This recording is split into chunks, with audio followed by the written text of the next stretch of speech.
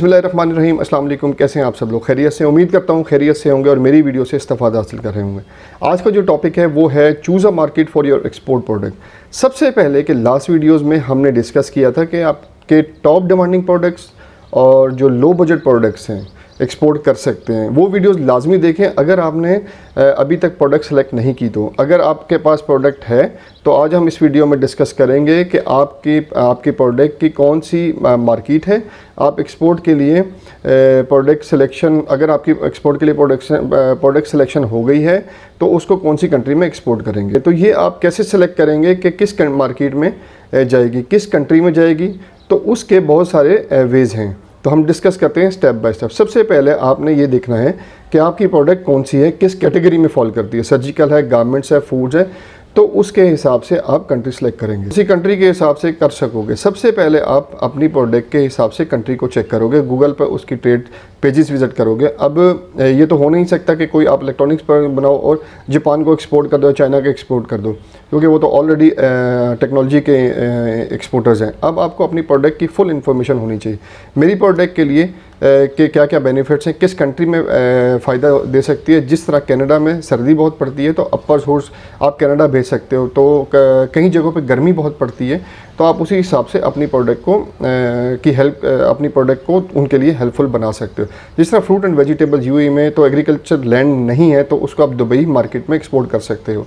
तो इसी तरह आपने अपनी प्रोडक्ट पर पूरी रिसर्च करनी है पहले, और गूगल पर सर्च करना है अपनी प्रोडक्ट की डिमांड हो। जैसे कॉटन पाकिस्तान की दुनिया में मानी जाती है, तो हम इसको चाइना, बांग्लादेश, जहाँ जहाँ गारमेंट मैन्युफैक्चर होती है उसे हम एक्सपोर्ट करते हैं। फिर बात करते हैं जहाँ आप अपनी प्रोडक्ट को एक्सपोर्ट करना चाह रहे हो, तो वहाँ पर लोगों के लाइफस्टाइल, मतलब ये कि किस तरह की कंट्री को आप टारगेट कर रहे हो, कि वहाँ का रहन सहन कैसा है, जैसा कि आपकी प्रोडक्ट किस तरह के लोगों को अट्रैक्ट करती है। अगर गारमेंट्स है तो किस कैटेगरी में आएगी, शूटिंग में आएगी या कैजुअल में आएगी, तो टारगेट उसी हिसाब से करोगे।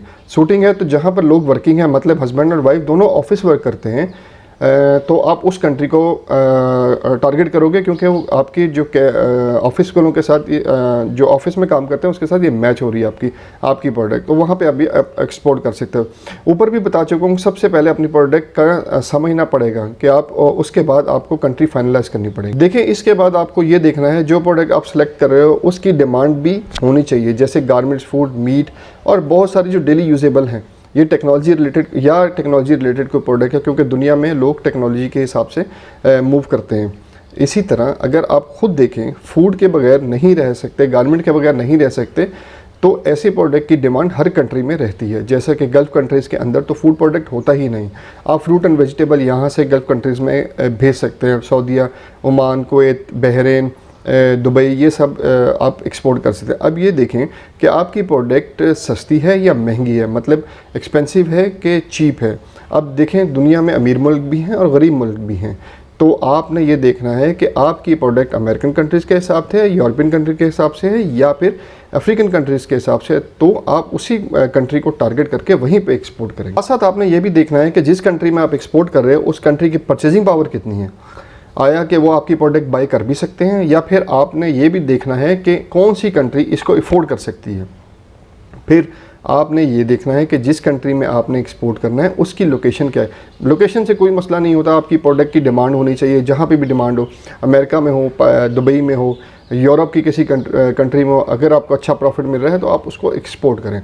अब आप जिस कंट्री में एक्सपोर्ट करना चाहते हैं उस कंट्री के स्टैट्स मिल जाएंगे कि आपकी कंट्री के लोग किस किस कंट्री में एक्सपोर्ट कर रहे हैं, तो वहाँ से भी आपको कंट्री सेलेक्ट करने में इजी हो जाएगा। इसके बाद पाकिस्तान गवर्नमेंट का बहुत सी कंट्रीज़ के साथ ट्रेड एग्रीमेंट हुआ है, जिस तरह ईरान हो गया, इंडोनेशिया हो गया, तुर्की हो गया, ये इस पे इंपोर्ट ड्यूटी नहीं पड़ती। तो ये लोग आपकी प्रोडक्ट को फॉर एग्जांपल चाइना से लेने की बजाय आपकी प्रोडक्ट को प्रेफर करेंगे, क्योंकि इंपोर्ट ड्यूटी नहीं देनी है इन्होंने। तो ये भी एक पॉसिबिलिटी है, आप चेक कर सकते हैं ट्रेड डेवलपमेंट TDAP की वेबसाइट पे जाके कि पाकिस्तान का एग्रीमेंट किन किन कंट्री के साथ हुआ है, तो उनको भी आप टारगेट कर सकते हैं। इन वीडियोस को बनाने का मकसद मेरा ये है कि पाकिस्तान की इंपोर्ट एक्सपोर्ट बिज़नेस को इंक्रीज़ किया जाए, स्पेशली एक्सपोर्ट को इंक्रीज़ किया जाए, ताकि पाकिस्तान की इकॉनमी इंक्रीज़ हो। इसमें मेरा साथ दीजिए। अगली वीडियो तक के लिए अल्लाह हाफ़िज़।